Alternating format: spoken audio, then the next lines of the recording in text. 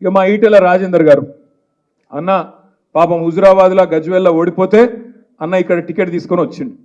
రాజేందర్ అన్నకు నాకు ఒక దగ్గర స్పీచ్ చూసిన మల్కాజ్గిరిలో, మేడ్చల్కో యాడుకో వేయండు. పోయి పాపం రాజేందర్ అన్న రైతుల మీద ప్రేమ కురిపిస్తున్నాడు. 2 లక్షల రుణమాఫీ ఏమైంది? రేవంత్ రెడ్డి నువ్వు రుణమాఫీ చేయి, నేను తప్పుకుంటా పోటీలకు వెళ్ళని చెప్పి రాజేందర్ అన్న మాట్లాడుతుంటే నాకు నవ్వాలని ఏడవాలని అర్థం కాలేదు. ఆయన మర్చిపోయిండు పాపం ఏ పార్టీలో ఉన్నాడో.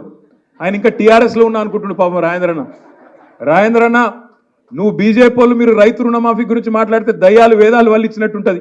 ఎందుకంటే మీ నరేంద్ర మోడీ గారు 10 ఏళ్లలో ఏం చేసిండు? 14.5 లక్షల కోట్ల రుణాలు మాఫీ చేసిండు. ఎవల రుణాలు? బడా బడా బాబులు, కార్పొరేట్ సేట్లు, పెద్ద పెద్ద వ్యాపార సంస్థలు, అదానీలు, అంబానీలు, వాళ్ళ రుణాలు మాఫీ చేసిండు.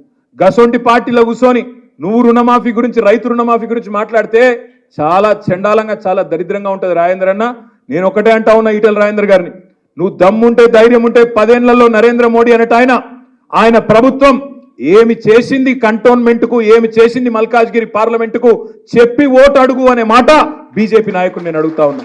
మాట్లాడితే గట్టిగా అడిగినాం అనుకో, ఏం చేసిరా మీరు 10 ఏళ్ళు ఏం బీకిండ్రంటే జై శ్రీరామ్, గద్దప్పేం లేదు.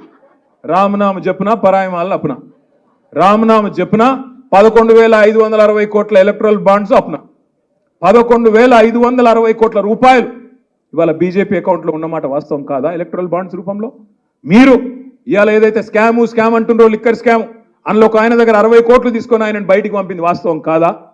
ఇవన్నీ వాస్తవాలు కాదా రాజేందర్ అన్న? నీతిమంతుడు మోడీ గారు. ఎందుకు నీతిమంతుడు?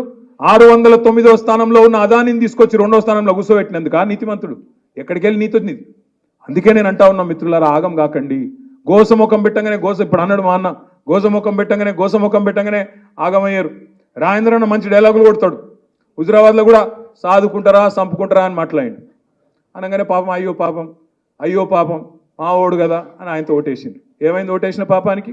మళ్ళీ హుజురాబాద్ మరి కూడా చూడలే, ముఖం కూడా మళ్ళీ చూపెట్టలే.